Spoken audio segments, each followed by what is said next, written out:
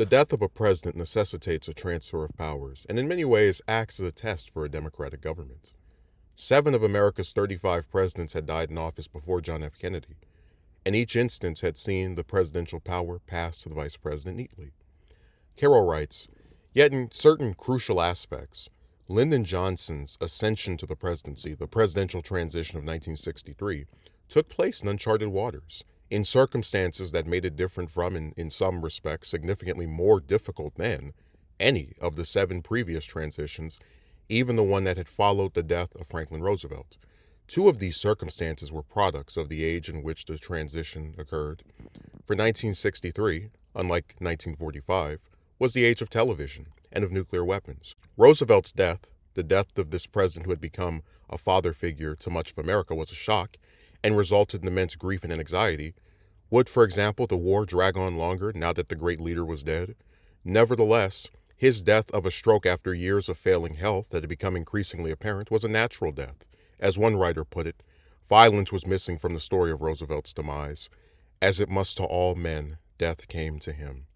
Kennedy's death, by comparison, was unnatural and filled with violence, murder, and mystery.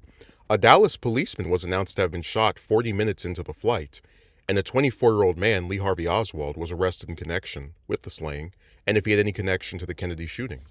He was soon after named a definitive suspect, amid rumors that he had not been the only gunman.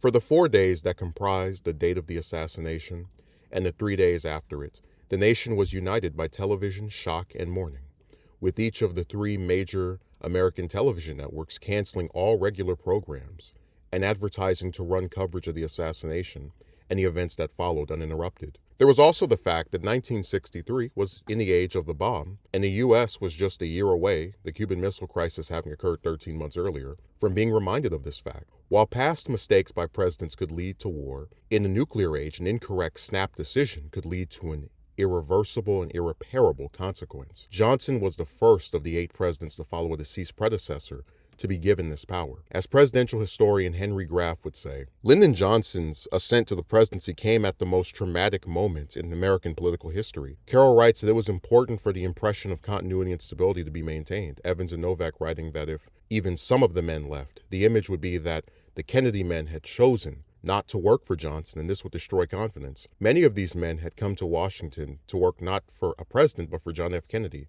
either having followed his banner for years or being inspired by him.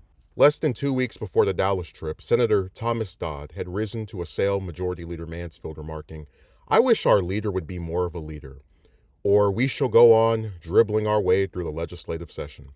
This tipped off the nation to the fact that Congress was in a stalemate with no sign of it being broken.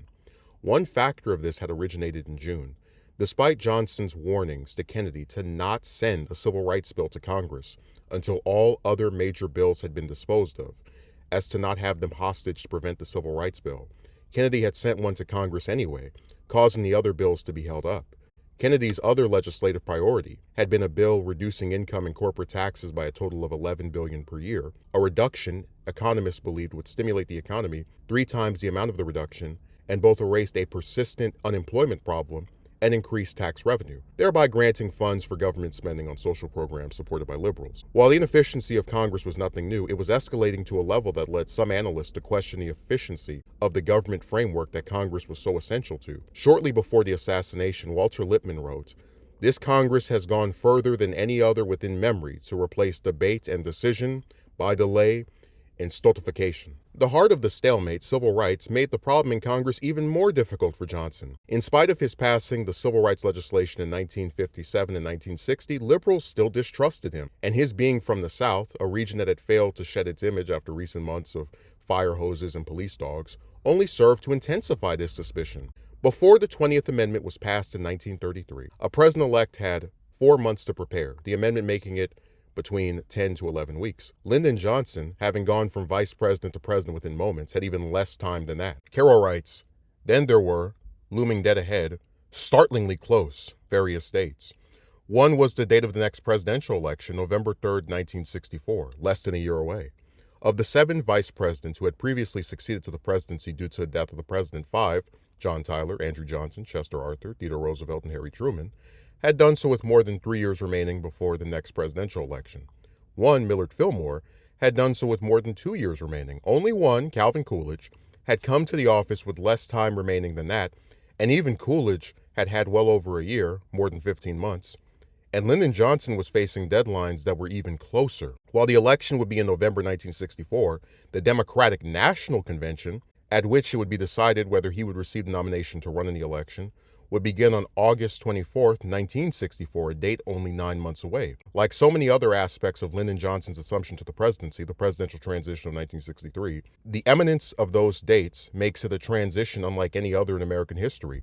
No vice president had ever come to office with so little time in which to establish a record in which he could run in his own right. Johnson, Neustadt was to write, faced the unprecedented challenge of assuming office and then running for election in the same first year. Needing a record on which to run, he had very little time to create one. Those were political deadlines. Other deadlines were governmental. The president had to deliver the State of the Union address when Congress reconvened, and in 1964, Congress was scheduled to reconvene on Monday, January 6, in 6 weeks. By law, an unbreakable deadline, the Budget of Accounting Act of 1921, the president was required to submit his budget for the next fiscal year to Congress 14 days after that Monday on January 20th. There was also the matter of the late president's brother and his men making up a faction that could contest Johnson during the New Hampshire primary on March 10th, less than 4 months away.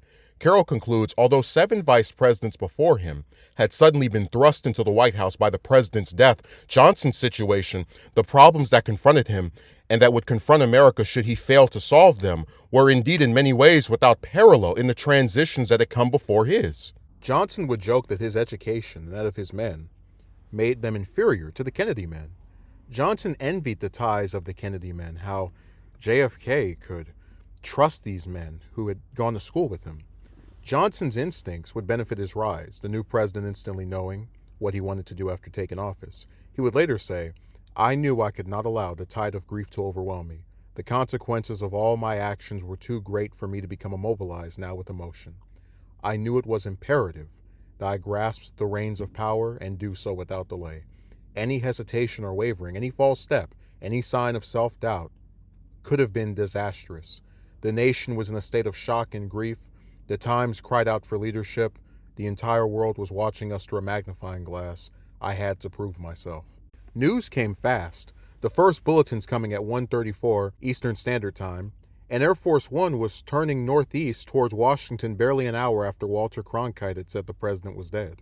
A historian would reflect that Pearl Harbor was the last thunderbolt of comparable magnitude, and while that event had been conveyed through radio, television was the conveyor of the assassination, with news coming almost as soon as events were unfolding and convulsing America in shock and horror. Besides the uncertainty surrounding the new president, the country was being swept with rumors, television networks having announced the death of Dallas police officer J.D. Tippit and that a former Marine named Oswald had been arrested. This was followed by alleged facts emerging about the latter's stay in Russia, his application for Soviet citizenship, and links to pro-Castro groups. These rumors fed fears of a coup, a wider plot to overtake the government. With the flight only taking 2 hours and 6 minutes, Johnson did not have much time. He took a notepad from the stateroom and wrote 1, staff, 2, cabinet, 3, leadership. General Clifton told Chief of the President's Secret Service detail, Gerald Benn, that Johnson wanted to meet the White House staff, the congressional leaders, and as many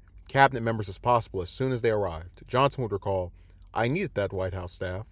Without them, I would have lost my link to John Kennedy, and without that, I would have had no chance of gaining the support of the media or the Eastern intellectuals, and without that support, I would have had absolutely no chance of governing the country." Carroll observes that while the word leadership may have just meant congressional leaders, it had broader connotations as the arrangements made would add up to the country's first impression of Lyndon Johnson as president, the latter taking office amid shock and uncertainty, making reassurance all the more necessary. Johnson also worried of foreign observers. "It's the Kremlin that worries me. It can't be allowed to detect a waver. Khrushchev has asked himself right now what kind of man I am. He's got to know he's dealing with a man of determination." The word staff added up to Johnson's desire to maintain the Kennedy men for their experience in exercising governmental responsibility and authority, as by this point, with the exceptions of Jenkins and Reedy, almost no one from his senatorial staff was still with him. Johnson motioned for Moyers, Valenti, and Liz Carpenter.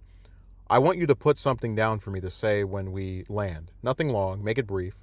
We'll have plenty of time later to say more. The three composed a draft and Johnson made changes to it. The line, "I ask God's help and yours," was changed to, "I ask for your help and God's." Johnson had telephone calls to make, one to Jenkins so the latter could arrange for helicopters at Andrews for White House transportation, as well as who would ride them, a brief one to McGeorge Bundy, and calls with Lady Bird to Nellie Connolly on the status of her wounded husband. Reporter Charles Roberts would call Johnson's conduct masterful, furthering, "After all, he was the first president ever to be at the scene of his predecessor's murder, and he could have been forgiven if he hadn't been too cool, but the fact is, he was cool." Bobby Kennedy arrived at Andrews about half an hour before Air Force One landed and boarded the plane, inquiring about the status of Jacqueline Kennedy. He charged the Texas group behind Johnson and LBJ himself, Valenti believing that the distraught Attorney General likely didn't even see the new president. A truck lift drove up and was raised for its floor to level with the rear door. After a Navy hearse backed up to the lift and a coffin was transferred over, Jacqueline and Robert Kennedy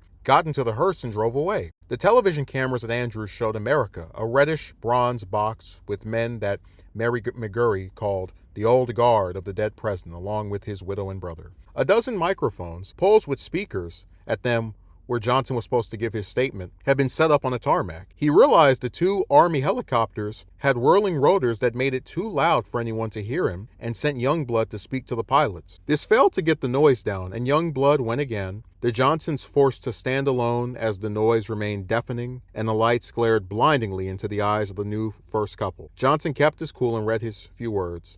"I will do my best. That's all I can do. I ask for your help and God's." The flight was only 11 minutes long, but before it was over, the new president asked the right questions as he sat in the front compartment with Lady Bird, McNamara, Bundy, and Ball. Those questions were, any important matters pending, and what was the impact of the assassination on governments abroad? The helicopter began to descend, and reporters crowded the south lawn of the White House. As he followed Youngblood down the steps, Johnson told Liz Carpenter to stay with his wife and help her all you can. Johnson, Moyers, Youngblood, and several other men headed for the White House. The doors of the Oval Office were open, but Johnson veered to the right before reaching them. While the white vice presidential flag that had been behind Johnson's desk in 274 ceremonial office had been replaced with the blue presidential flag, that was the only aspect made presidential. The office still undistinguished, and the new president requiring a larger room for meetings, and he would need more desks for the new staff. As foreign worries were the first priority, Johnson met with Fulbright and Harriman, telephoned his three living predecessors, former Presidents Hoover, Truman, and Eisenhower, then called J. Edgar Hoover to investigate the assassination, and lastly called Sergeant Shriver for condolences. After speaking to DNC Treasurer Richard McGuire, Johnson sought the Kennedy aide he needed the most, Ted Sorensen. The latter, who had been sitting alone at the cabinet table, remembered how Johnson told me how sorry he was, how deeply he felt for me, how well he knew what I had been to President Kennedy for 11 years, and that he, LBJ, now needed me even more. The congressional leaders, initially headed to the Oval Office, were directed across the street.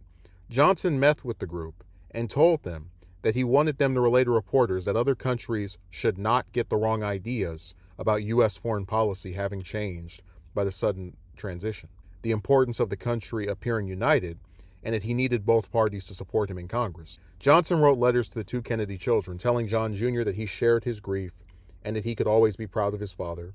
To Caroline, he praised her father as a wise and devoted man. You can always be proud of what he did for his country. Johnson's cardiologist, Dr. J. Willis Hurst, waited in the sunroom, having been called by Dr. Travel after hearing reports that Johnson had entered Parkland Hospital rubbing his chest. Hurst was reassured about his health.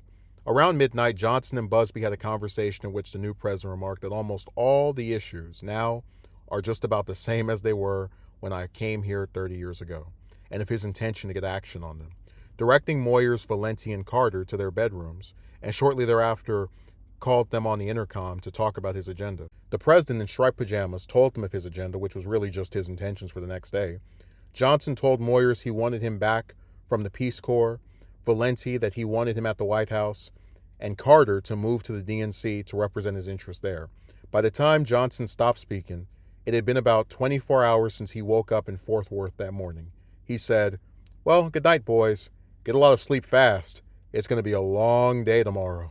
While Johnson slept, the autopsy was completed at Bethesda Naval Hospital, the coffin being brought to the White House and carried into the East Room by a Marine honor guard. On Saturday, Johnson breakfasted and left for the White House in the morning.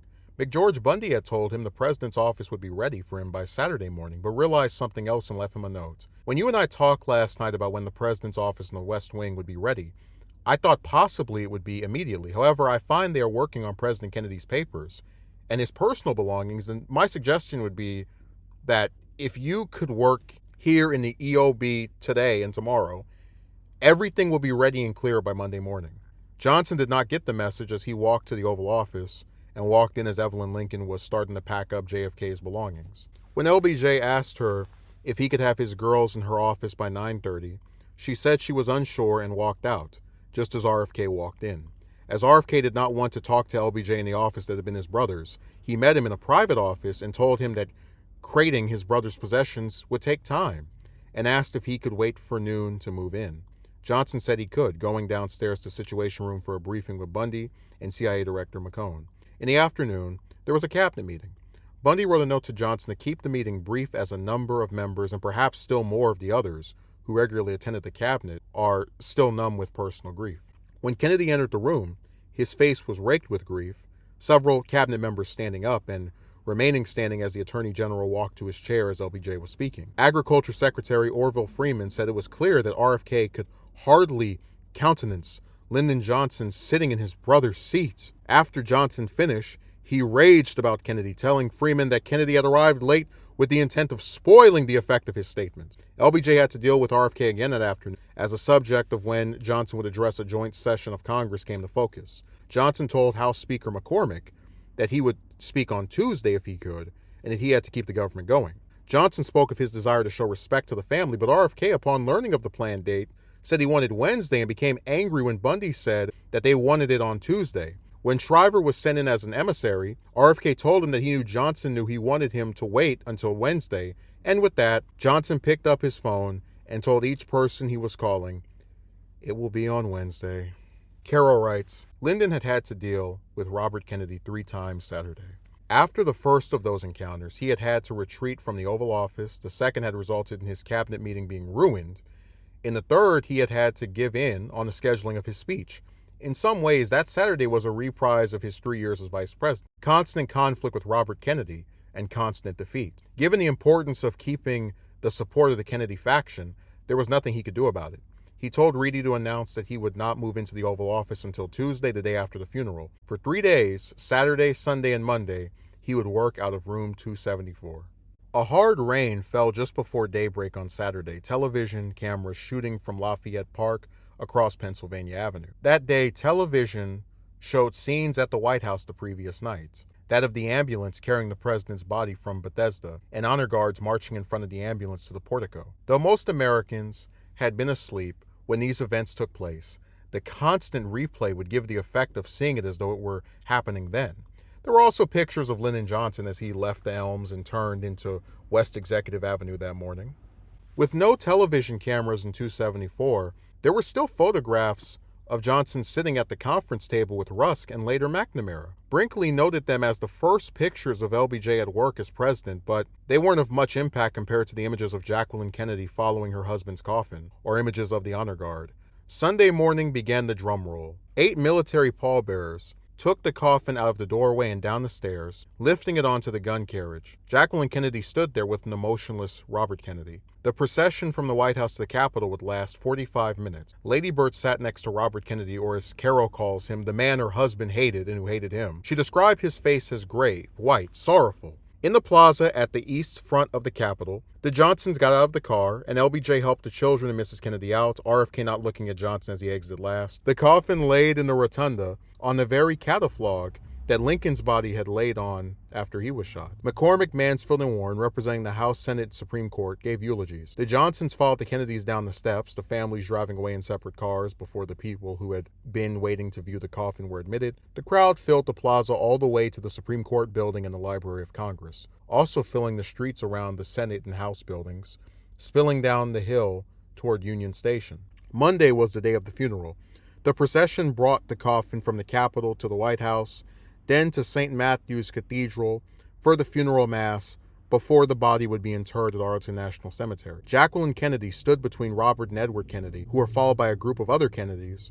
The Johnsons were behind them, the new president having been advised not to walk, but having refused to ride a car, and Secret Service agents stayed close to the first couple as they observed the roofs along the route. In a gathering Time magazine said was unlike any the city had ever seen, the funeral was attended by King Baudouin of Belgium, Queen Frederica of Greece, Prince Philip of England, 3 presidents, West Germany's Lebuc, the Philippines' Macapagal, and South Korea's Park Chung-hee. Caro calls the images of those days poignant, dramatic, indelible, as never in history had such a major historical event been seen live and as they were happening. Jack Gold wrote that the juxtaposition of tapes of the Kennedys touring Texas in the morning with images of Jackie's arrival behind her husband's coffin in the Washington evening were almost too much to bear, and credited television with giving a new dimension to grief. The focus of those 3 days was on Washington, but on the White House and the Capitol, with very little attention paid to the Executive Office Building. Johnson was relegated to the background. The television cameras across Pennsylvania Avenue would never show the side entrance of the EOB. Johnson's setting there had been hardly presidential, just a government office suite that was overcrowded and cluttered. By Sunday, Johnson was getting some news coverage. The day after saw the New York Times print, "President's assassin shot to death in jail corridor by Dallas citizen.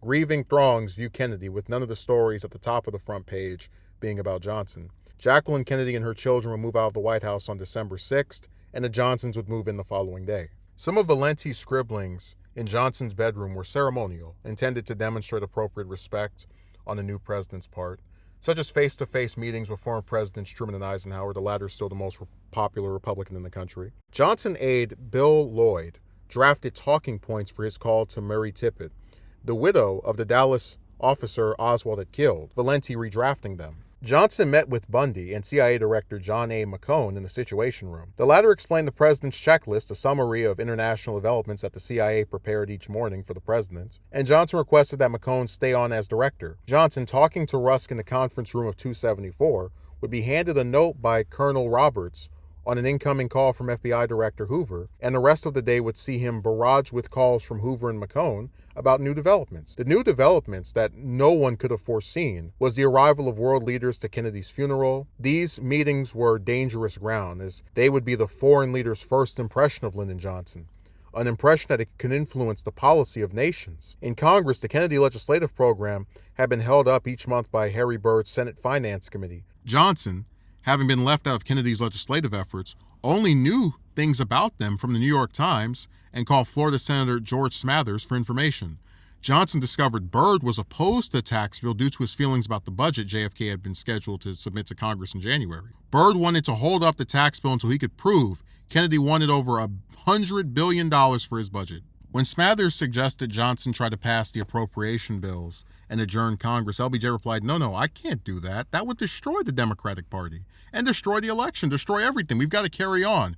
We can't abandon this fella's, Kennedy's, program because he's a national hero, and these people, the Kennedy cabinet and aides, want his program passed, and we've got to keep the Kennedy aura around us through this election. Johnson's first full day as president also saw him receive a memo from Budget Bureau Director Kermit Gordon, which warned of the need to pass the 1965 budget by January 20th. Caro calls the budget a key battlefield in the war between liberals and conservatives, with liberals wanting a larger role and spending for government, while conservatives opposed the deficits that would come from higher spending. Another deadline loomed.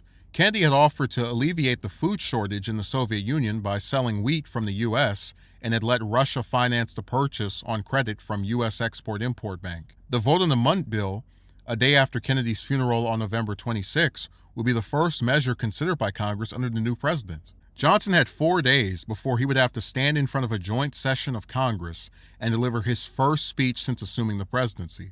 Johnson wanted the speech to both emphasize continuity and to make clear that he was carrying on Kennedy's program, wanting Kennedy's speechwriter Ted Sorensen to write the address. Sorensen attended the cabinet meeting on Saturday, where Johnson approached him and asked him to start working on it. Sorensen remembered being blunt and unsmiling. By the time Saturday ended, Johnson had met with his cabinet as a group, held individual meetings with Rusk, McNamara, and Wirtz, with Eisenhower and Truman, with leaders in Congress, with the CIA director, with Supreme Court Justice Goldberg, and repeatedly with his national security advisor. Johnson arrived in the office on Sunday with a list of issues that had to be faced immediately and was handed his instructions on his participation in the day's memorial ceremonies.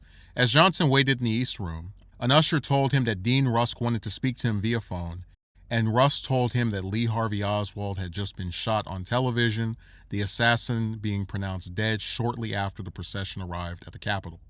One problem he dealt with seemed less pressing than the others. Ambassador Henry Cabot Lodge had returned from Saigon to report on the effects of the coup that had resulted in South Vietnamese President Nai Dinh Diem and his brother, secret police chief Nai Dinh Nhu, being assassinated. This led to the installation of a new government led by General Dong Van Minh. Most major American newspapers were welcoming of the conclusion of the repressive Diem regime, and Senate Foreign Relations Committee Chairman Fulbright told Johnson that he saw no need for immediate action on the U.S.'s part. The others present, Rusk, McNamara, Bundy, McCone, and Ball, were not as optimistic. McCone saying that the new military leaders were having trouble organizing a new government, and with Viet Cong activity having increased since the coup, he saw no reason for optimism. Johnson made his position known at the end of the discussion when Lodge told him that hard decisions would be necessary on Vietnam. The new president saying that there had been too much bickering among the U.S. agencies in South Vietnam over their aims there. LBJ defining their main objective as winning the war and instructing Lodge to return to Vietnam and assure the new government that the Johnson administration will continue the Kennedy policy of aiding Saigon and fighting the communists. Johnson said, "I am not going to lose Vietnam. I am not going to be the president who saw Southeast Asia go the way China went." Whether Kennedy would have retained the pledge to withdraw 1,000 troops is unknown, but the pledge was a matter of public record, and reporters called after the meeting said that Johnson had reaffirmed the policy objectives of his predecessor regarding South Vietnam. Johnson's statement said, "First, the central point of United States policy on South Vietnam remains, namely to assist the new government there in winning the war against the communist Viet Cong insurgents. The adoption of all measures should be determined by their potential contribution to this overriding objective. Second, the White House statement of October 2nd on the withdrawal of United States troops from South Vietnam remains in force. This statement said the program for training of Vietnamese troops should have progressed by the end of this year to the point where 1,000 United States military personnel can be withdrawn. In 2 days, this reaffirmation was given official status when Johnson approved Memorandum NSAM 273, which emphasized the Vietnam conflict as a war against communism and a war that had to be won. Caro observes that if Vietnam, however misleadingly, appeared free from the pressure of immediate decisions, little else was. Juanita Roberts remembered that those 3 days saw nonstop crisis and remembered LBJ working as rapidly as he possibly could and constantly having to leave for the ceremonies for his predecessor. Abe Fortas conferred with Johnson on Saturday and was struck by his studied calm. That night when Johnson had dinner with Busby and Thornberry, Busby recognized his mood. He was thinking things through, very intense. You could smell wood burning. Johnson requested Busby sit in his bedroom until the former had fallen asleep, and when Busby tried to leave, the new president called for him several times before Busby was finally able to leave the room. Johnson wanted to secure unity behind his presidency for the sake of the country and for the sake of his political future with the 1964 election and convention. While their hostility had softened since his vice presidency, LBJ was still unsure he could count on the support of the Kennedy faction in 1964, especially if a rival candidate emerged. Johnson and his present dealings now had the advantage of the power of the presidency and what the office symbolized, as well as a desire in Americans to support their president, particularly one who had taken office at such a difficult moment. In his call with George Meany, Johnson said that he needed him, as we've never needed you before, and Meany promised, "We'll go down with you, and you have got an awful job, and I'm sure you can do it." Meany pledged that Johnson would have me and all our gangs back of you 1,000%. The gang meant labor leaders like Walter Reuther and McDonald of the Steelworkers. Johnson telephoned each of them to assure that he would carry on the Kennedy program. He then turned to civil rights, telling Martin Luther King Jr. of the impossible period they were in with a civil rights bill that hadn't even passed the House and everyone wanting to go home. King mentioned Kennedy's great progressive policies that he pursued, and LBJ told him that he was going to support them all and that he was going to need his help now more than ever, King responding that he should feel free to call on them for anything. Carroll claims that while Johnson did not eradicate the negative feelings some civil rights and labor leaders had towards him during his first 3 days, he was on his way to finding a solution. The most delicate of the issues Johnson faced was keeping key Kennedy officials to remain in their positions. When Johnson woke Perry Salinger early Saturday morning to ask for him to stay on, Salinger stated his intention to resign that upcoming Tuesday after President Kennedy's funeral. Johnson relied on the fundamentals of human nature in persuading Kennedy men to stay on their jobs, the desire of men to hold on to position and power. This varied depending on each man, some of whom had admired the late president since PT 59. Eric Goldman said, almost all presidents evoke intense loyalty from their aides, a few something quite beyond. These men had not only admired John Kennedy as president, but had been entranced by him as a human being and had found a good deal of the excitement and of the meaning in their own lives through their feeling of closeness to him. Johnson employed the line, "I need you more than President Kennedy needed you." The Kennedy men realized the line had been used towards each of them and would mock Johnson's southern drawl, journalists joining in on the mockery of what appeared to be the new president saying the same thing over and over again. What they didn't realize was that Johnson would subtly alter the line. An example would be his exchange with Kenneth Galbraith, who, like Johnson, had been a young man in Washington in the early days of the New Deal. LBJ reminded him that they both still believed in the ideals of the New Deal and now asked him if he would help him make them a reality. Caro notes the change in the way that Johnson delivered the line, the president humbling himself as he admitted that he was not as smart as Kennedy. According to Heller, Johnson said he did not have the education, culture, and understanding that President Kennedy had, but he would do his best, and told another man that he did not know the kinds of people we're going to need and had no one to replace him with.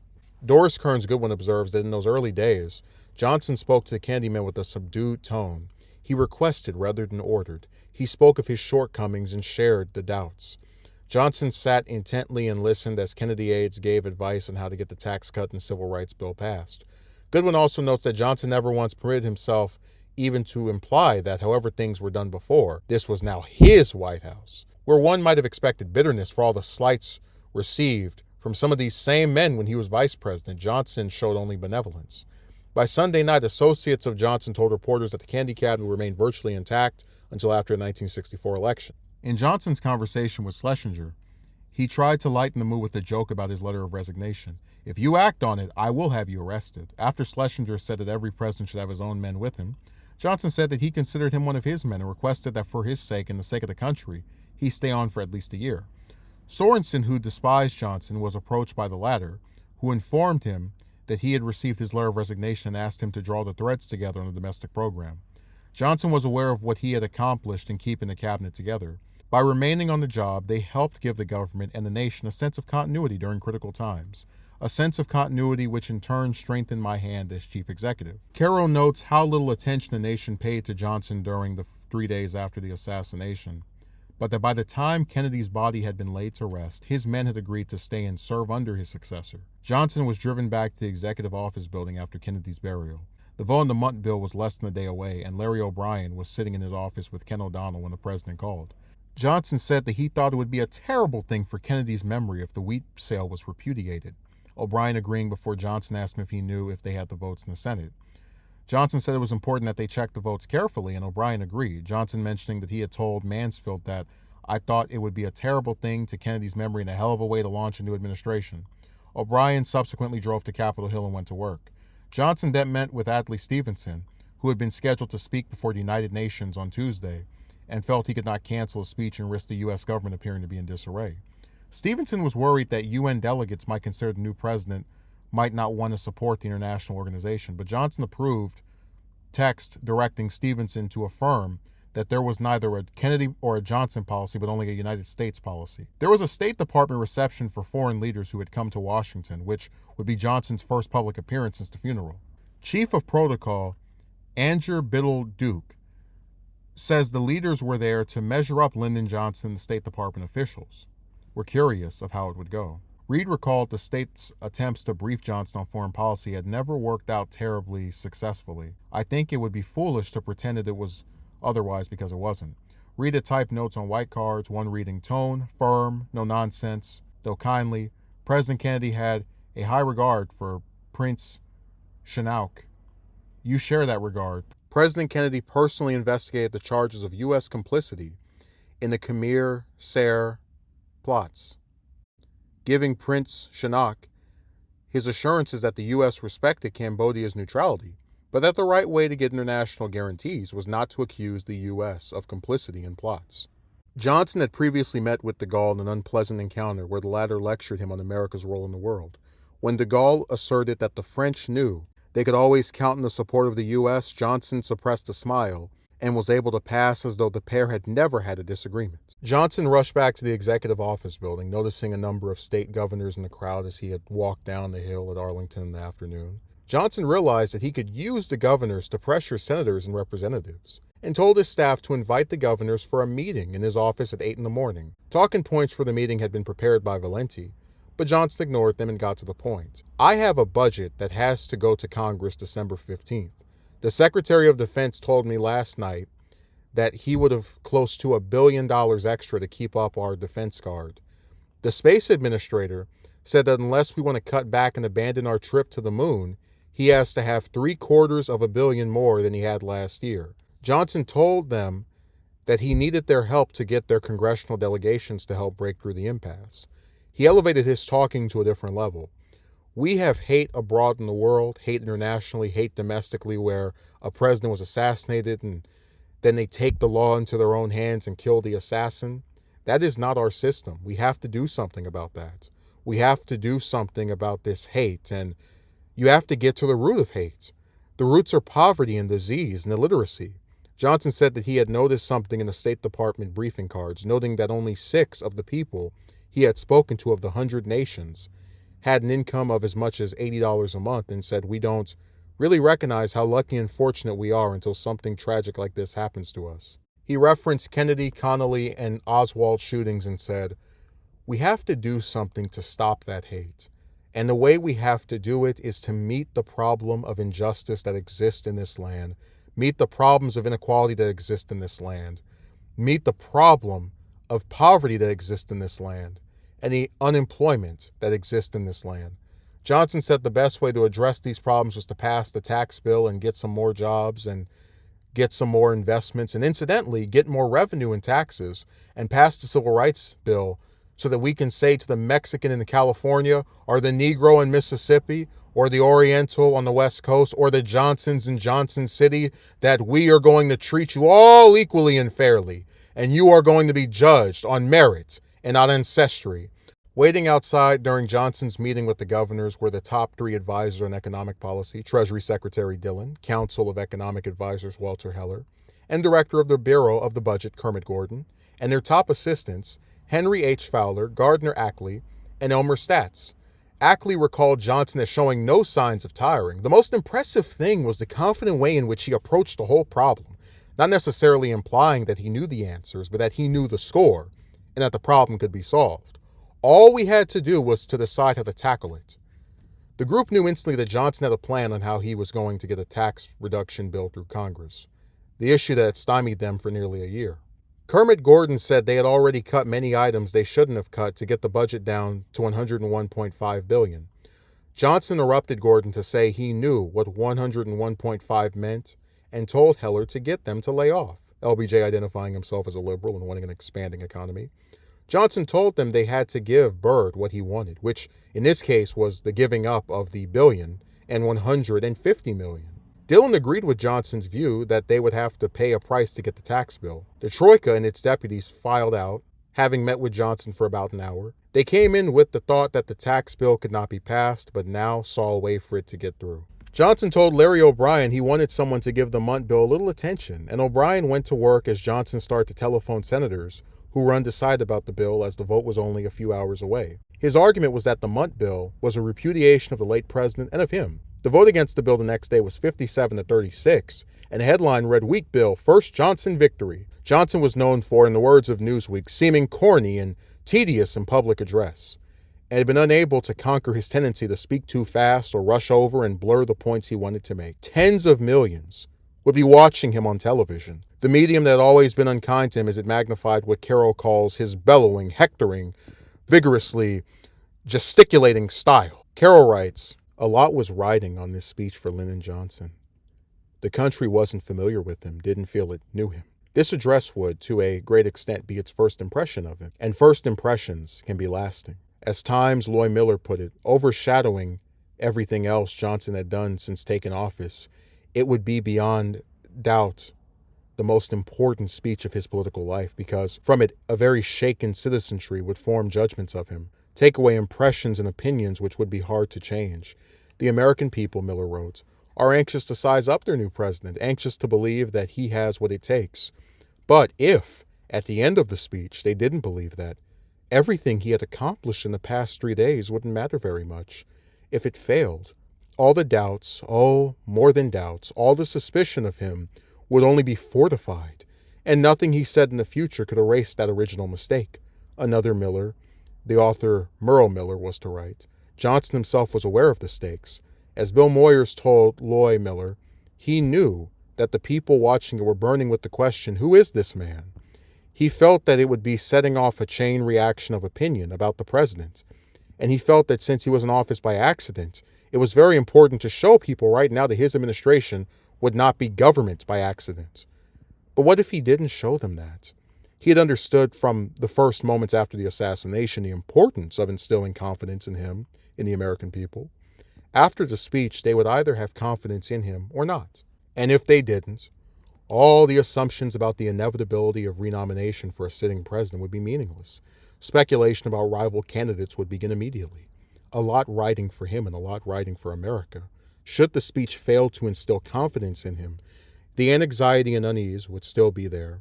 And John Kennedy's programs, civil rights, the tax cut, education, foreign aid, all the legislation that had been stalled for so long in Congress would still be stalled. Congressman Kilgore, who had watched as Johnson had failed to implement advice to not wave his arms or talk too fast in the past, telephoned Liz Carpenter he would need to follow it this time, for this was the most important speech he would ever give. When Johnson had asked Sorensen to begin putting some thoughts together the day after the assassination, the latter was too dazed with grief to respond, but was ready on Sunday. Sorensen wanted to commit Johnson to carrying out Kennedy's program. Johnson liked most of the draft and brought in Abe Fortas and Hubert Humphrey to help revise it. When one of the people around the table urged Johnson not to press for civil rights in his first speech because it both had little chance of passage and the president should not waste his time on lost causes, LBJ replied, well, what the hell is the presidency for? The speech was finished, sent to the White House to be typed and placed in a black notebook Johnson would bring to Capitol Hill with him. Johnson closed the door to the Oval Office the next morning and worked alone as he edited the speech. He added drama with his edits, another edit with the addition of the word pause to help him remember to not speak too fast. He sat in the car with Sorensen, O'Brien, and Salinger. Johnson stood in the corridor outside the House chamber and followed behind doorkeeper Fishbait Miller to get to the center aisle. The chamber was bright in the glare of television lights, jammed as every seat was taken. Johnson's face was set and unsmiling as he walked to the center aisle and went to the dais, opening the notebook containing the speech for which so much depended. All I have, I would have given gladly not to be standing here today. The greatest leader of our time has been struck down by the foulest deed of our time. Today, John Fitzgerald Kennedy lives on in the immortal words and works that he left behind. He lives on in the mind and memories of mankind. He lives on in the hearts of his countrymen. No words are sad enough to express our sense of loss. No words are strong enough to express our determination to continue the forward thrust of America that he began.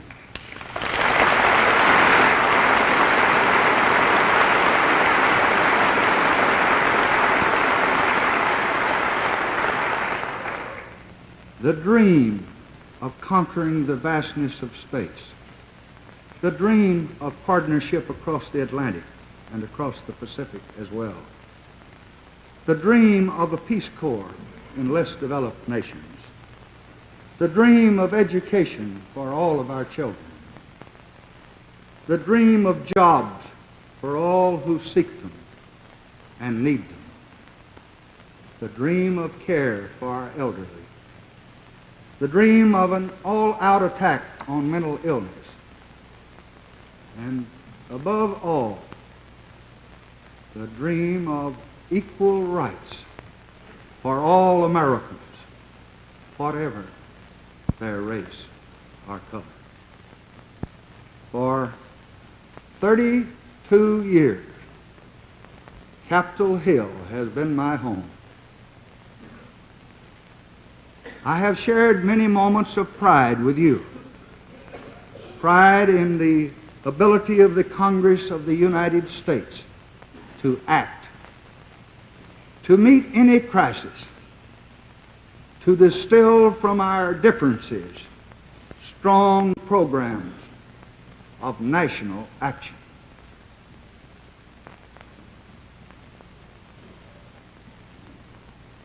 An assassin's bullet has thrust upon me the awesome burden of the presidency. I am here today to say I need your help. I cannot bear this burden alone. I need the help of all Americans in all America.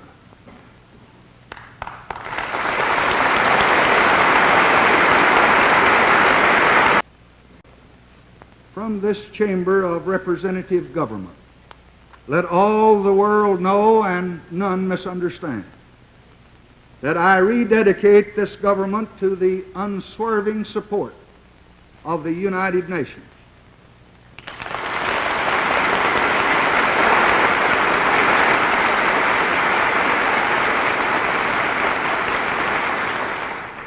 To the honorable and determined execution of our commitments to our allies.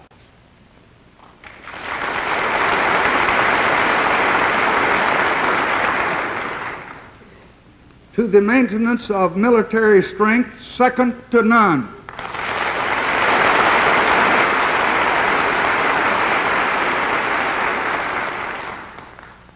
To the defense of the strength and the stability of the dollar.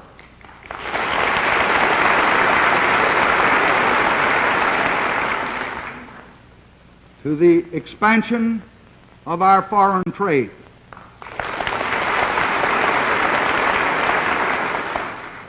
To the reinforcement of our programs of mutual assistance and cooperation in Asia and Africa.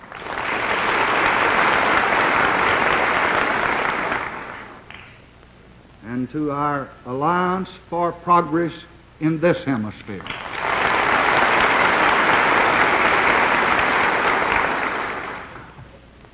On the 20th day of January in 1961, John F. Kennedy told his countrymen that our national work would not be finished in the first 1,000 days, nor in the life of this administration, nor even perhaps in our lifetime on this planet. But he said, let us begin. Today, in this moment of new resolve, I would say to all my fellow Americans, let us continue. No memorial oration or eulogy could more eloquently honor President Kennedy's memory than the earliest possible passage of the Civil Rights Bill for which he fought so long.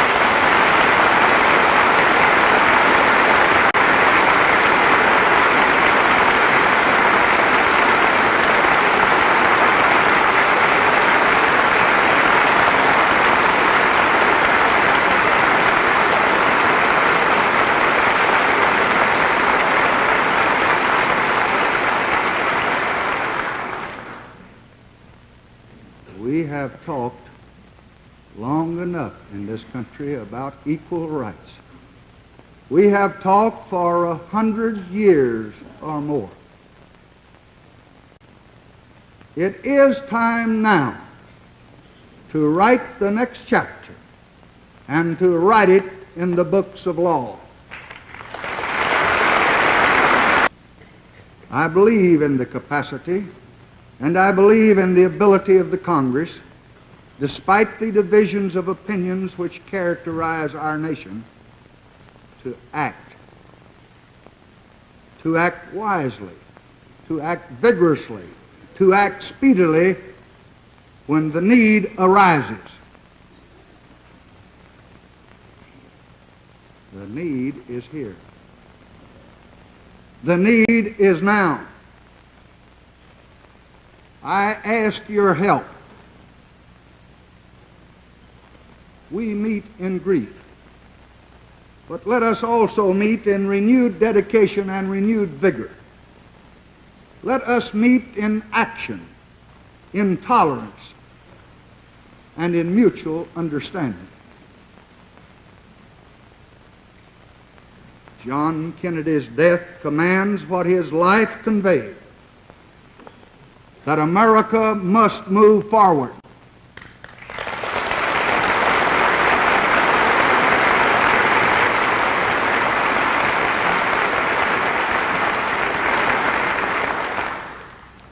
The time has come for Americans of all races and creeds and political beliefs to understand and to respect one another.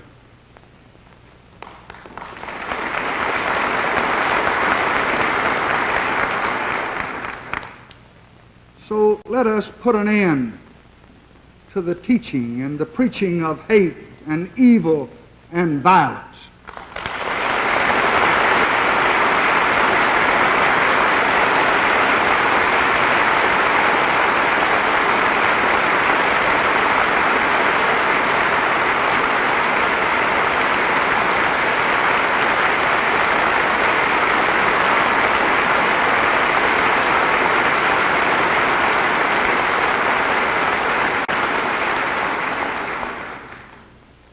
Let us turn away from the fanatics of the far left and the far right, from the apostles of bitterness and bigotry, from those defiant of law, and those who pour venom into our nation's bloodstream.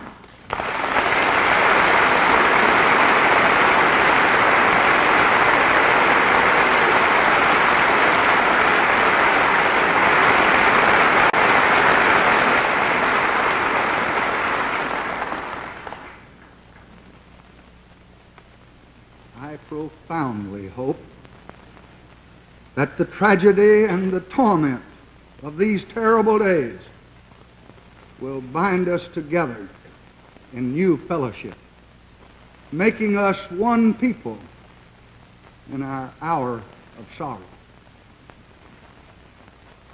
So let us here highly resolve that John Fitzgerald Kennedy did not live or die in vain.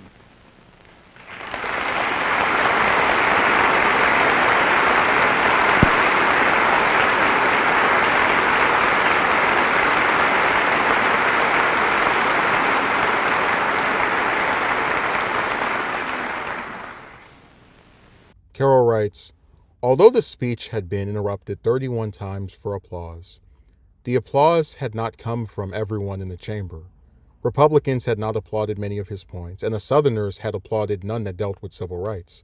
But as Lyndon Johnson spoke those last words and closed his notebook and took off his glasses, the chamber, to the last man and woman in it, it seemed, rose to its feet and began clapping. And as Johnson walked off the dais and back up the center aisle, the applause didn't stop. It didn't stop until he had left the chamber.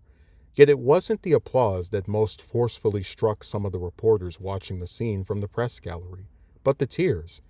Everywhere you looked, Hugh Sidney said, people were crying.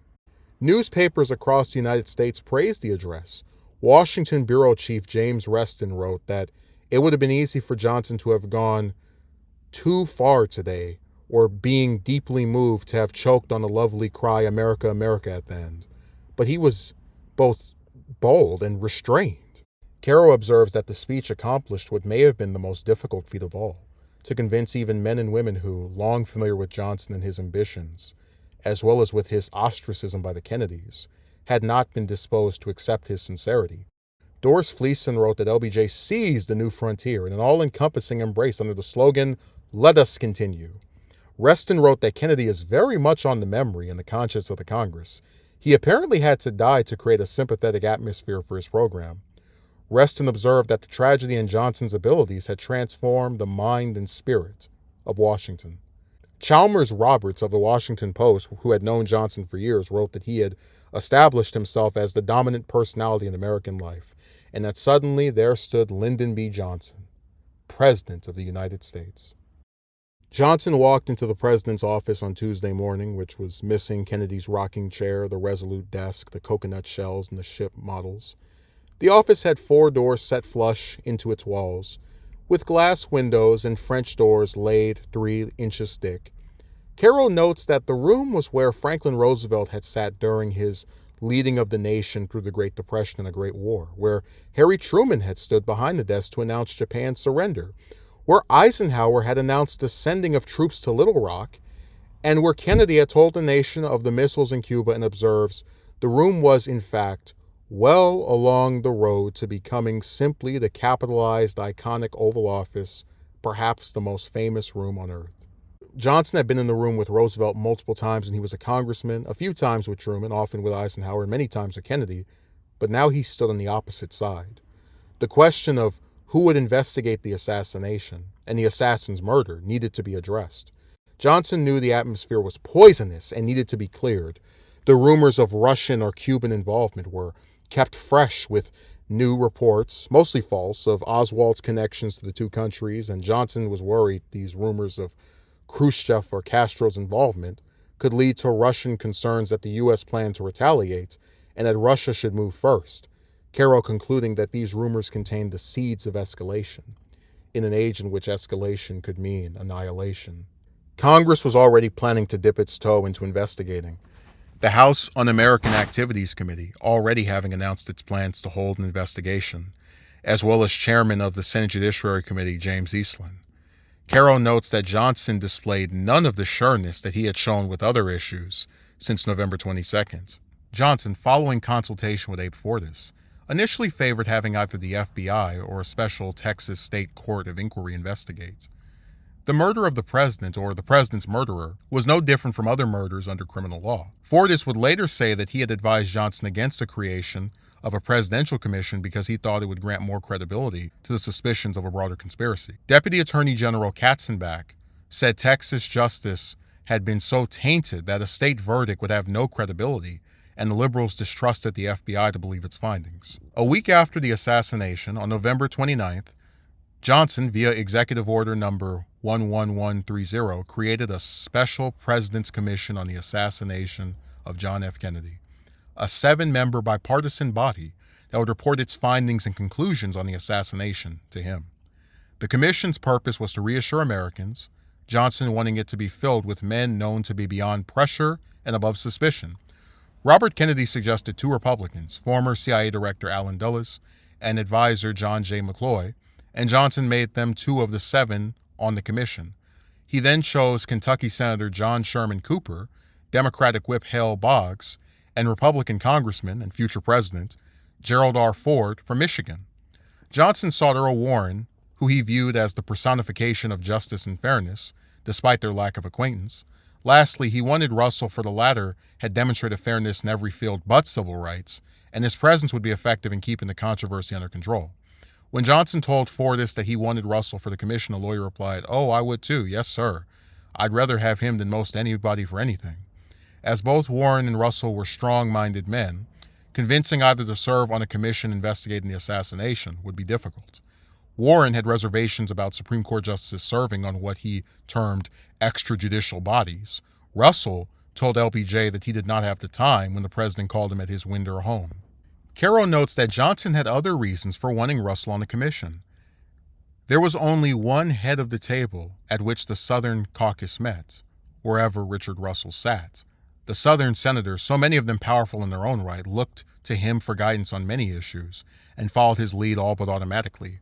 on racial issues, on the great civil rights fight to come, he and Russell would be unalterably opposed, but there would be other issues, the more of them on which he could make Russell an ally, strategizing and persuading together as they had in the past. The easier things would go for him in the Senate. As soon as Johnson learned that Warren had declined to serve, he invited him to the White House. Johnson reminded him that he had served in the Army during the First World War and said he was sure that if he had asked Warren to put on his uniform again, he would do it for the sake of saving one American life. Johnson then turned to the 39 million lives he could save if he served in the commission. If Khrushchev moved on us, he could kill 39 million in an hour. He said wild people were charging Khrushchev with killing Kennedy, Castro with killing Kennedy, everybody with killing Kennedy, and that all he was asking Warren to do was look at the facts and determine who killed the president and end the rumors. Warren told Johnson that if the situation were that serious, he would do it. Johnson then set his sights on persuading Russell, who was in a good mood when he answered the phone. Johnson told him there had been an announcement and listed the members of the commission with his name and Chief Justice Warren. Russell said he could not serve with Warren, who he did not like or have confidence in.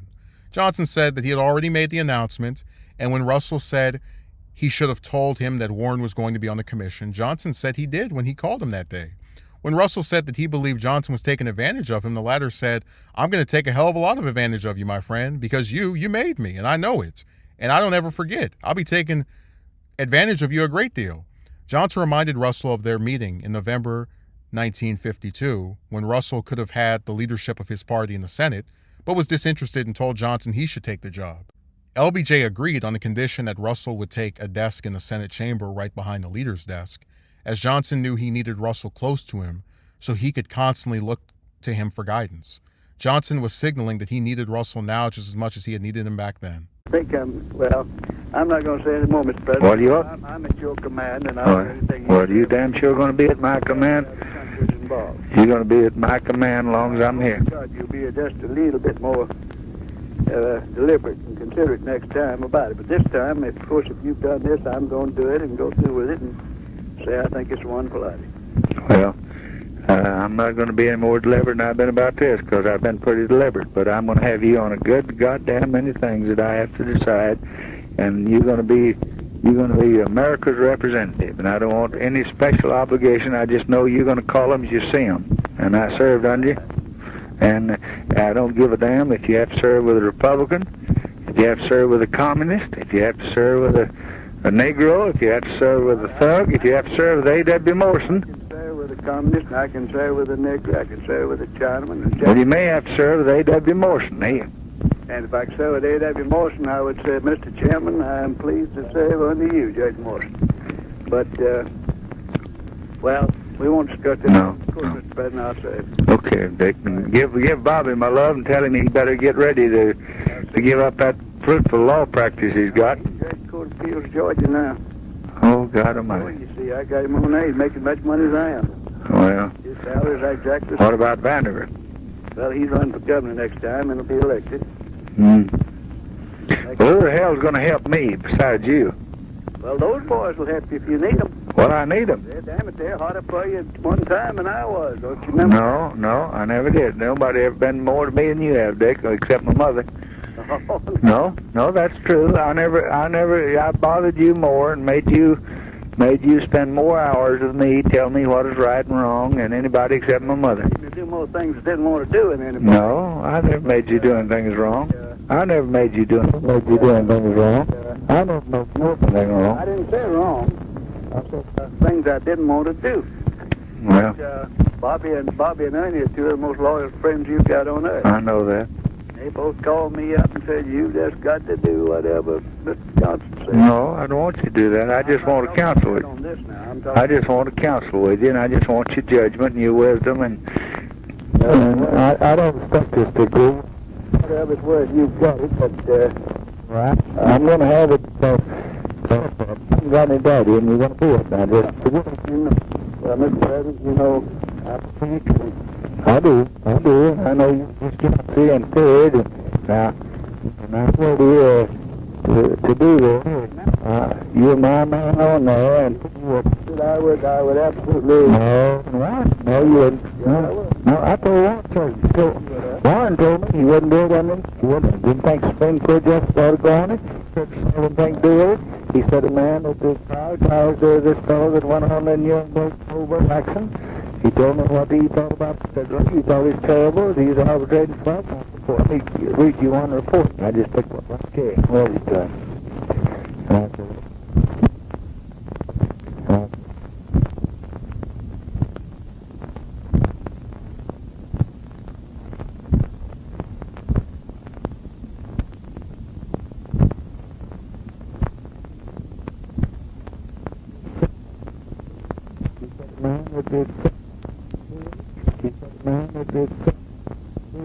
He said a man that criticized this fellow that went on the Nuremberg trial, Jackson.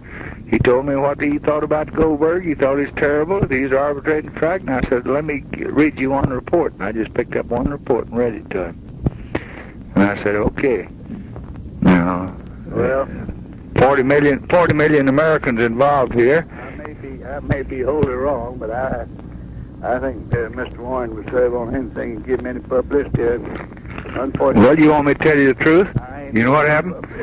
You know what happened? Bobby and them went up to see him today, and he turned them down cold and said no. Yeah. 2 hours later, I called him and ordered him down here, and he didn't want to come. I insisted he come. He came down here, and he told me no twice. And I just pulled out what Hoover told me about a little incident in Mexico City, and I said, now, I don't want Mr. Khrushchev to be told tomorrow and be testifying before camera that he killed this fella and that Castro killed him. And all I want you to do is look at the facts and bring any other facts you want in here and determine who killed the president. And I think you'd put on your uniform, World War I, fat as you are, and do anything you could to save one American life. And I'm surprised that you, the Chief Justice of the United States, would turn me down. And he started crying. He said, well, I won't turn you down. I'll just do whatever you say. But he turned the Attorney General down. Well, you ought not be so persuasive. Well, I think I ought to. I think you did wrong getting Warren. I know damn well you got wrong getting me, but No. we both do the best we can. I think that's what you do. That's kind of American, both of you are. Good night. Good night. The formation of the commission was met with overwhelming praise. For both the mandate and its members, the inclusion of Warren and Russell dissuaded any other congressional investigations. The widespread praise for the commission was echoed when 10 months later it found that Oswald was the lone gunman in the assassination. Prior to the commission's findings, only 29% of Americans believed Oswald had acted alone, but after, the percentage rose to 87%. This would not last long, as the discovery of gaps in the commission's work would become public knowledge. Carroll writes that the decision by Johnson to create the Warren Commission served its purpose of easing the country through the critical times of the days and weeks following the assassination, when beliefs and speculation of conspiracies could have escalated. The stalemate between the White House and Capitol Hill had started a quarter century earlier in 1937, when Franklin Roosevelt tried unsuccessfully packing the Supreme Court. The consequences of the loss had far-reaching repercussions. Roosevelt had succeeded during his first term in stripping Congress of its power, but the court-packing proposal brought opposition from both Republicans and conservative Democratic senators. While Congress gave Roosevelt free rein in running the Second World War, he would not get a single major social reform bill through Congress during the 8 years he remained president after the court fight.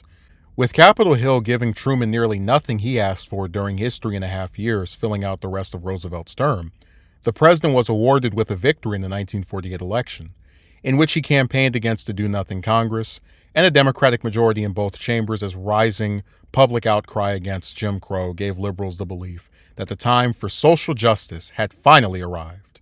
It did not, as every Southern senator up for re-election had won, and key committee chairmanships in both chambers were still held by Southerners. When the Senate seemed to finally be working, it wasn't the incumbent President Eisenhower who caused it, but rather the majority leader, Lyndon Johnson.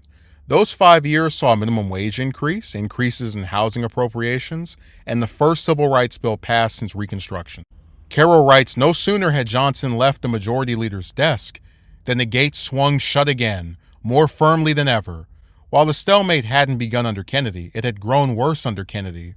The sure touch the young president demonstrated on foreign affairs, a sure touch amounting to diplomatic genius in the Cuban Missile Crisis, the programs, the Peace Corps, the Alliance for Progress, the Nuclear Test Ban Treaty, which embodied an idealism that was the best of America, the mastery he showed on the podium and in press conferences, the ability he displayed there to inspire a nation and rally it to its better, most human impulses did not, during the 3 years of his presidency that was all he was allowed, carry over to the implementation of those ideals in domestic reforms, did not integrate into American life the ideals he so movingly enunciated. Kennedy sent health care reform legislation to Congress that included a proposal to Medicare, health care for the elderly in both 1961 and 1962. The House Ways and Means Committee did not agree to even hold hearings on the proposal until November 1963. Kennedy's few successes in Congress, be it a farm bill, Social Security benefit increases, or the minimum wage, were exceptions and relatively minor. The tax bill, the bill Kennedy considered most important aside from the Civil Rights Bill, had been sent to Capitol Hill in January and was still lodged in the Senate Finance Committee of Harry Byrd. Throughout the entirety of the Kennedy presidency, not a single one of JFK's major domestic legislative proposals, Medicare, federal education aid, tax cuts, or civil rights, had become law. The other issue was the stalling of appropriations. 12 appropriation measures were passed each year to pass the operating expenses of the department and agencies of the government, as the Constitution does not allow for the spending of any federal money unless appropriated by Congress. Never before had so many spending bills not been passed this late, with 4 bills being passed by the House but not the Senate, while another 4 had been passed by both houses but in different forms. With 8 of the 12 bills not passed, 8 departments had limped along with funding from continuing resolutions, renewed every month so they could proceed with projects already underway, but not undertake new ones.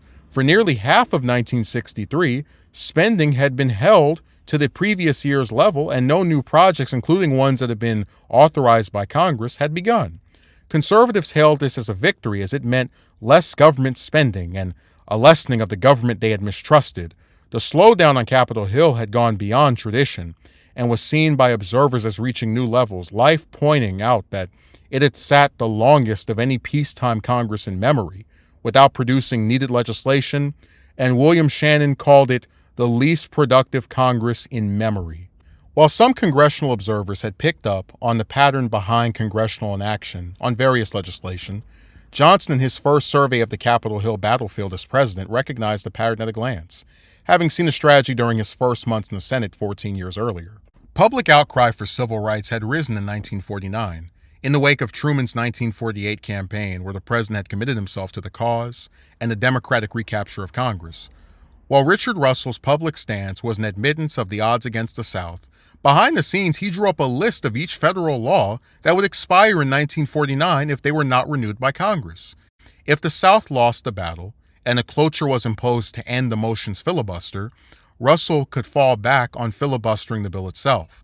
Johnson recognized the strategy of defeating a civil rights bill by holding other bills hostage until the White House or liberal senators agreed to withdraw it. He also realized that if nothing was done to counteract it, this strategy would succeed yet again. There was always a time limit in Congress, the end of each 2-year Congress, at which point a bill that had not been passed would die and have to start over from scratch in the next Congress. When a civil rights bill arrived on the floor and was filibustered by Southerners trying to prevent it from being voted on, they could prevent any other bill from being brought to the floor. Senators who supported civil rights would become more amenable to doing away with them for the time being and rationalizing that they could introduce it again in the next session. Even while Kennedy had been in Texas, Southerners had been reinforcing their lines. One of the 8 unpassed appropriation bills being a measure that would fund the Departments of State, Justice, and Commerce. It had been passed in the House on June 18th and referred to the Senate Appropriations Committee, which then referred it to the subcommittee chaired by John McClellan of Arkansas, who referred it to a subcommittee of McClellan's subcommittee, the Department of Commerce and certain related agencies, subcommittee of the subcommittee on Department of State, Justice, and Commerce. This committee was chaired by Spessard Holland of Florida. The State Justice Commerce Bill was one of the 8 appropriation bills that had not been released and reported to the floor by the Senate Appropriations Committee.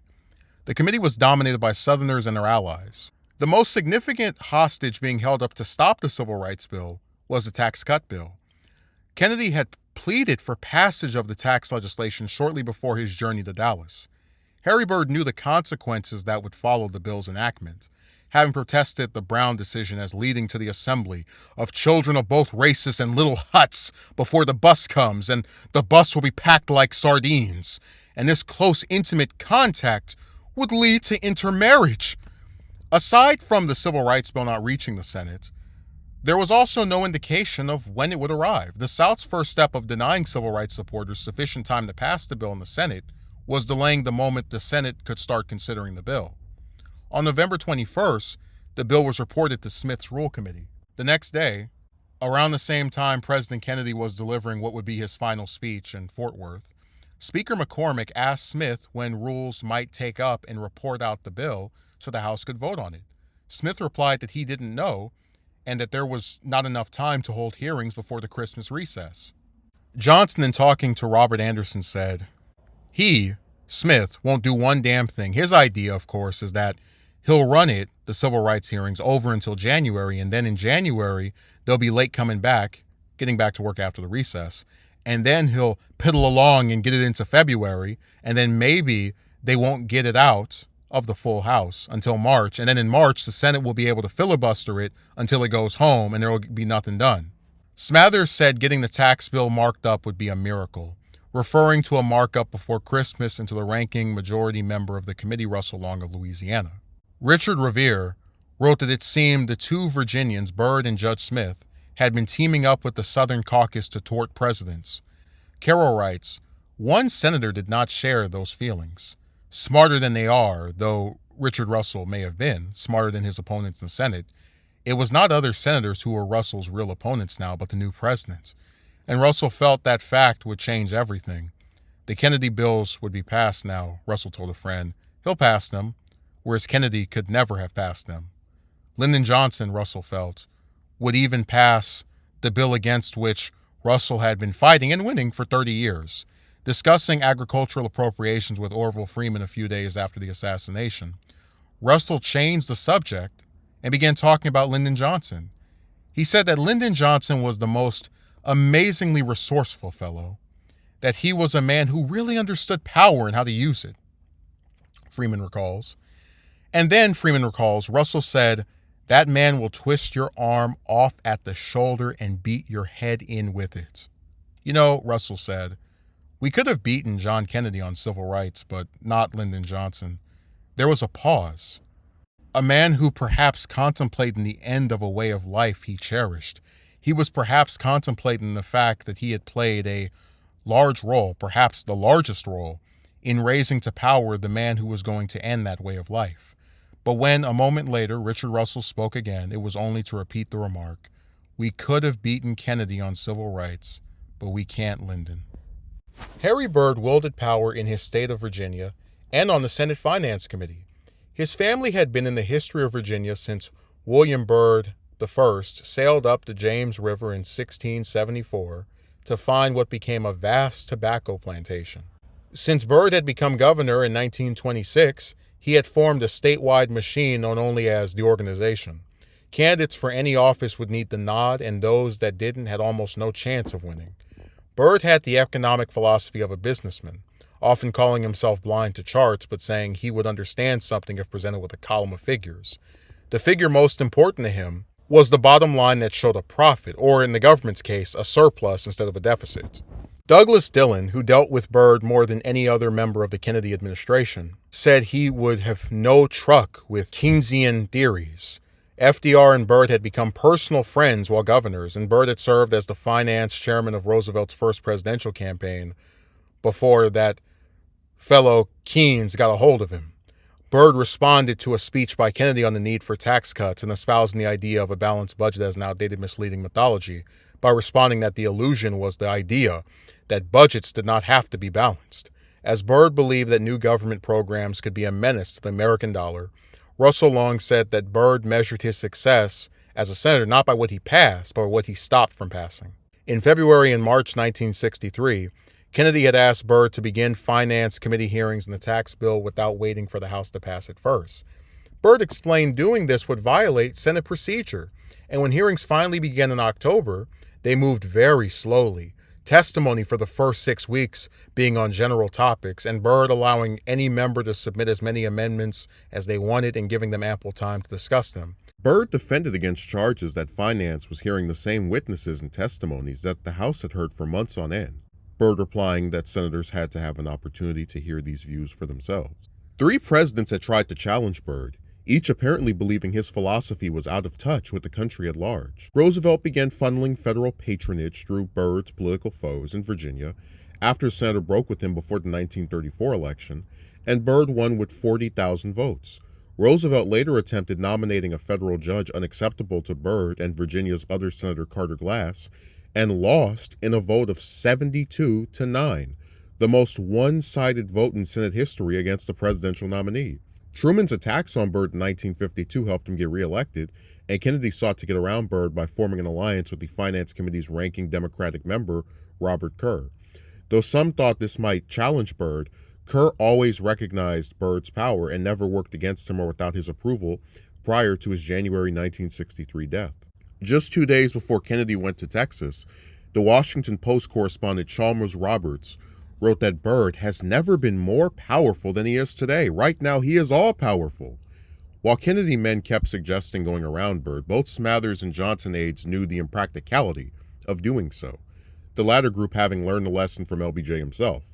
Johnson had spent his first years in the Senate trying to read Harry Byrd, the latter being so reserved towards him that it seemed to border on dislike. This changed after Johnson attended the funeral of his daughter Westwood, at which point Byrd's administrative aide, John Carleton, told Johnson that he was welcome to drop by Byrd's office whenever he had a problem that needed to be discussed. Byrd was anxious to know how other senators were planning to vote on the tax or budget proposals that he cared for deeply. Johnson realized this and would have Bobby Baker count the votes, LBJ relaying Baker's findings to Byrd in a way to make it appear that he was unaware of how anxious Byrd was. Doris Kearns Goodwin would write after her conversations with Johnson that LBJ recognized that the older men in the Senate were often troubled by a half-conscious sense that their performance was deteriorating with age. Carroll writes that old men want to feel that the experience which has come with their years is valuable, that their advice is valuable, that they possess a sagacity that could be obtained only through experience, a sagacity that could be of use to young men if only young men would ask. Johnson would ask Byrd, "Can I have a little bit of your wisdom?" As Robert Anderson spoke with Johnson over the phone about the tax cut and budget, he told LBJ that his best hope of ending the impasse could lie in Byrd's affection for him. Harry Byrd always voted with the Republicans until you became the leader of the Democrats, and you could bring him to us once in a while. And finally, on every crucial vote, you had him, and you can get him again. Johnson told Anderson it would look better if Byrd made the first call, and after Anderson failed to get Byrd to call, Johnson asked Mansfield. When that didn't work either, Johnson telephoned Byrd directly to invite him to lunch. The White House limousine waited for Byrd on the steps of the Senate office building, and he was given a tour of the White House by Johnson himself. The two ate in the small office where Johnson claimed Byrd was the first person to ever dine with him there. Byrd's position remained unchanged, again insisting on the $100 billion limit, and that he would need to see the budget in writing to analyze it, as well as needing ranking Republican on the committee John J. Williams, the same senator who had investigated Bobby Baker, to see it. Johnson explained to a caller, they, the Finance Committee, are going to hold this thing, the tax cut bill, until they get a look at our budget and then decide what they're going to do about our tax bill. Johnson was forced to accept the conditions or risk having no tax bill at all. Byrd received the commitment that he would get a budget under his magic figure, though in response to Johnson's request that the Finance Committee public hearings and votes on the individual amendments be sped up, Byrd told reporters, I told the president you simply can't rush through a complex bill that runs more than 300 pages.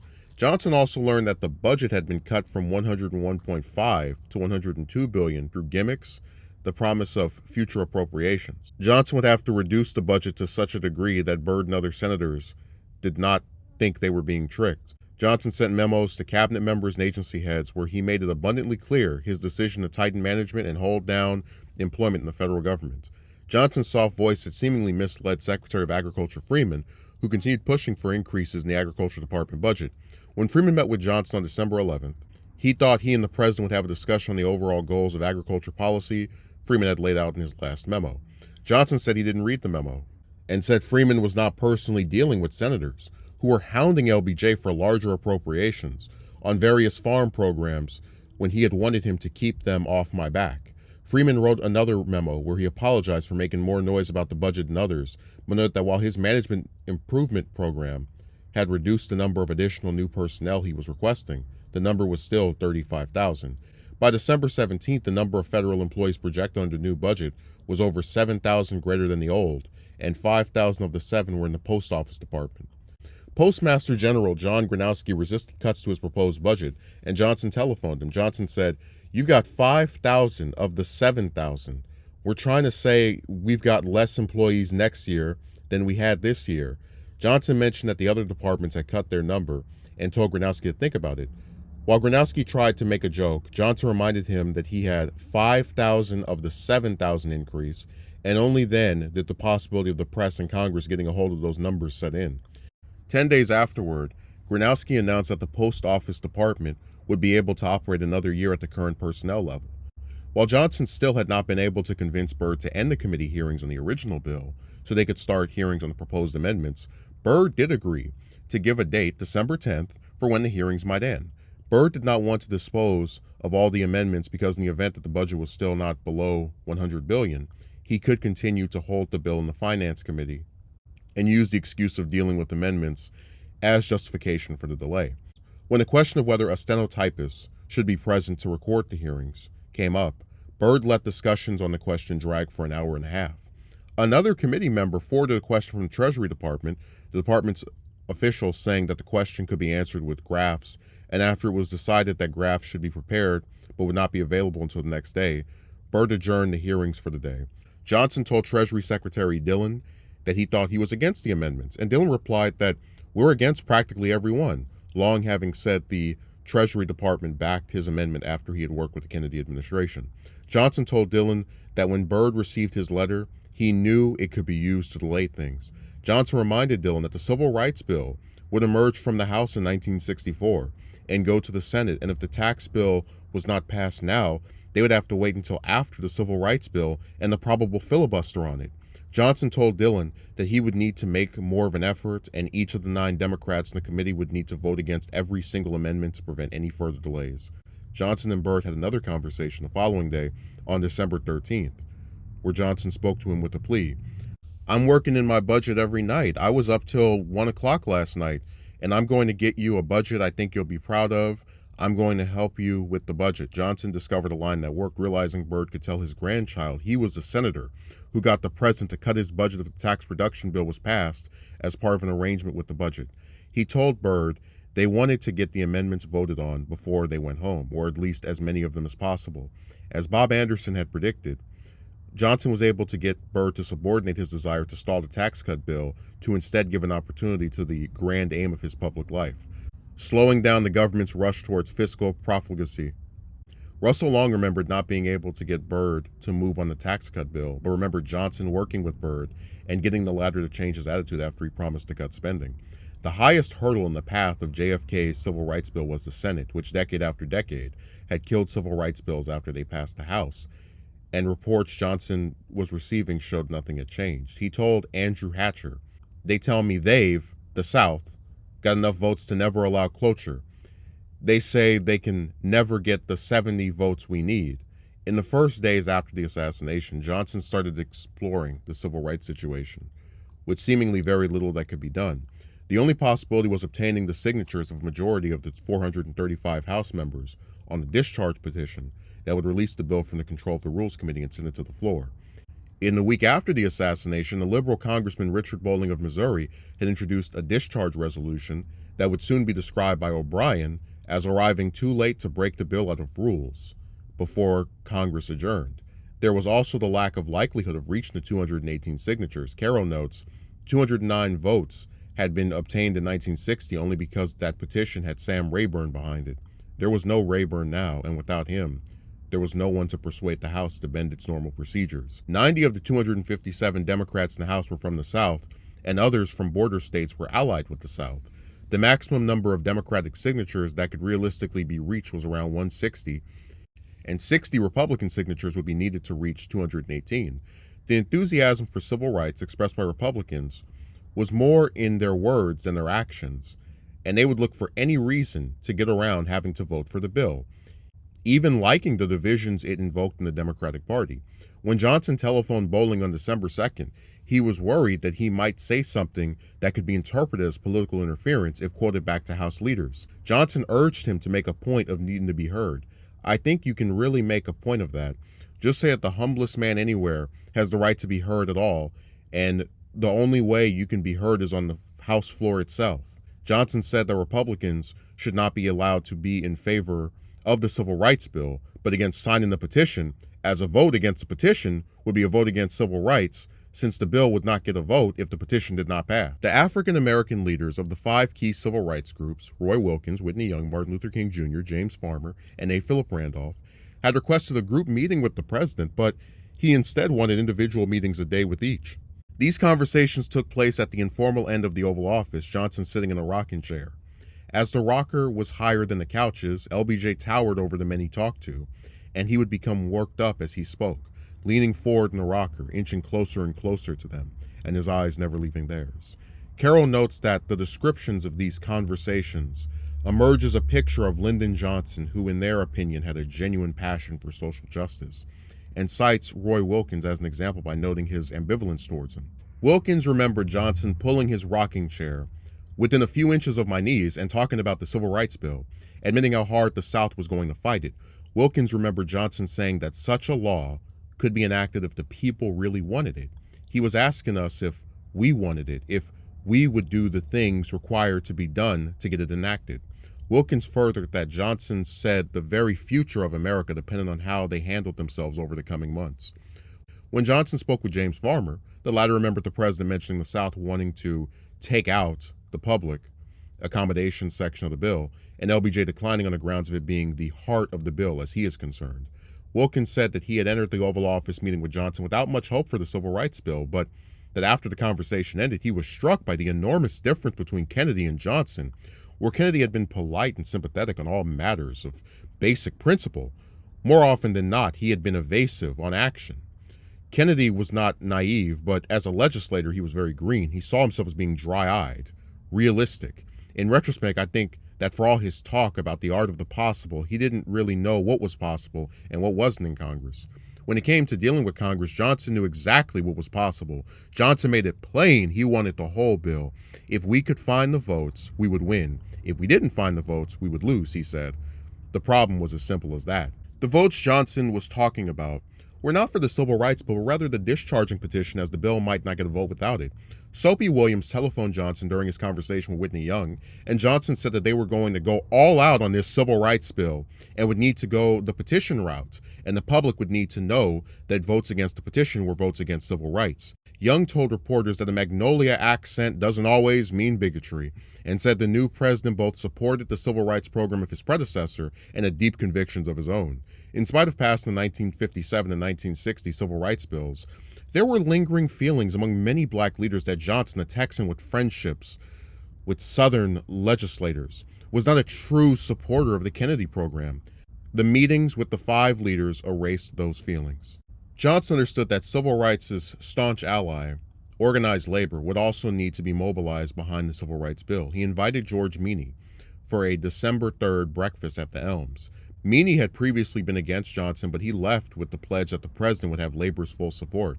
After Meany's departure, Speaker McCormick said the recalcitrance of Judge Smith meant getting the bill to the Senate early enough in 1964 for passage was going to be difficult, admitting the discharge petition was the only thing they could do, but that many members disliked the petition as a matter of policy. House Majority Leader Carl Albert assured Johnson of 165 Democratic signatures for the petition, but when Johnson asked specifically where the signatures were coming from, no one knew for sure. Johnson asked where he got the 165 count from, and Albert admitted they may have trouble getting it.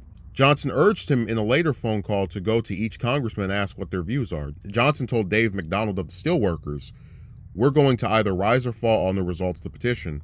And I think if there's ever a time when you really talk to every human you could, you ought to do it. If we could possibly get that bill out of the Rules Committee, we've got to get 219. Until we get 219, we'll be a failure. And if we fail on this, then we'll fail in everything. Carroll notes that none of the petition supporters include any from Texas. A key to getting Texas signatures was Albert Thomas, whose access to Brown and Root campaign funds made him a congressman that other Texas congressmen paid attention to. Thomas neither backed civil rights or interference with House prerogatives and told Johnson he was against the petition when first asked about it. Thomas was a backer of Brown and Root projects like the deep ocean drilling project titled Molehill, and wanted assurances that LBJ's budget economizing would not interfere with the annual appropriation for the project that added so much to the annual profit of Brown and Root. Johnson gave him what he wanted, and Thomas subsequently called together members of the Texas delegation, whose districts did not include large numbers of African Americans, and reported that he had 6 signatures for him from Texas. Anthony Lewis covered the House of Representatives for the New York Times and felt the mood shift in writing his lead on the typewriter. President Johnson threw his full weight today behind the effort to pry the Civil Rights Bill out of the House Rules Committee. Lewis called it extraordinary for a president to directly support a discharge petition, and while noting the petition procedure rarely worked, the president's intervention could provide the psychological push to get past these obstacles. One veteran lawmaker told him, "It is too turbulent to predict anything certainly now, but I've never seen one before where we've had the president going and the civil rights groups and labor and the church people." On December 4th, Republican leaders denounced the discharge petition, announced none of the leaders would sign it, and predicted few other Republicans would either. Conference Chairman Gerald Ford said not a single congressman had spoken in favor of a petition at the conference. The headline of the Washington Star proclaimed, "House GOP scorns plan to force action on rights." The headlines lacked mention of the 2 meetings that day that Johnson spoke at, one with the Business Advisory Council and another with the AFL-CIO Executive Council. Johnson found a phrase that he could use to embarrass Republicans if they vote against the petition, which could be interpreted as a vote against civil rights, as they were members of the party whose president had freed the slaves. "I talked to both of them about the party of Lincoln." Johnson admitted to the businessman that he knew most of them were Republicans, but said that they would fail if he failed, and that Judge Smith was blocking the Civil Rights Bill, and Republicans, members of Lincoln's party, were supporting him. The businessman knew, according to LBJ, that they either have to have 2 members on the Rules Committee from the party of Lincoln for civil rights, or they ought not to have 1 single Republican reelected, and they ought to have 60 or 70 or whatever you need on that petition. There, the public is going to know who's responsible, and it's going to be right in the Republicans' lap. Carroll notes that in spite of headlines, the decisive meeting was not the Wednesday morning Republican conference with defiance against its members signing the discharge petition, but rather the Wednesday evening meeting between Rules Committee ranking member Clarence Brown and the committee's chairman. Brown told Smith that the heat was getting too great for the Republicans, as they appeared to be supporting his anti-civil rights position by neither signing the petition nor voting against Smith in committee. Brown said he did not want to push him, but something needed to be done, as 2 Republican votes were all that was needed to overrule Smith and his committee and release the bill to the floor, and enough Republican signatures could be added to the discharge petition to reach the necessary 218. The judge knew either act would be a repudiation of him and agreed to issue a statement. Though Johnson would not have House passage of the bill in 1963, he would have it early enough the following year to avoid the scenario he had feared, hearings in the Rules Committee until March, and Richard Russell dooming it after it finally arrived in the Senate. While the real issue would be in the Senate, they would have additional time to solve it. December 5th was both the day Smith surrendered and the day of Lyndon Johnson's lunch with Harry Byrd. Lead headlines the next day were, for the president, triumphantly titled, "Action in January Pledged on Rights and President Wins Pledge by Byrd for Tax Action." These bills that just weeks ago had been stalled before Congress with no realistic sign of movement were now moving and in the order Johnson wanted them. The tax bill would need to be cleared by the Senate before the Civil Rights Bill arrived on the floor, or else it would be used to delay the Civil Rights Bill and likely kill both. Life magazine sent a photographer and a reporter to the Oval Office that would run the next week's edition, the story being on Johnson's mastery in taking over the presidency, a far cry from the investigative article on his money or on Bobby Baker and Don Reynolds that had been set to print before the assassination. John Steele, a reporter who had covered Lyndon Johnson for years, was surprised by what he saw. There is in Lyndon Johnson an inner calm, a certainty of purpose. The small vanities, the occasional petulance, the inordinate preoccupation with what men say or write about him are gone, at least for the present. There is about him now an aura of fulfillment which, in all his prior years of public office, never marked the man. The Johnsons moved into the White House in the afternoon of December 7th, Lady Byrd carrying only one item when she emerged from the moving van, a framed photograph of the Speaker, Sam Rayburn. His is the only photograph of a person that we keep in our living room, wherever we are, and I want it with us at the White House. The Munt-Wheat Amendment was brought up in the House. Speaker McCormick advised Johnson to let the foreign aid issue go until January, as many House members had already left for Christmas recess.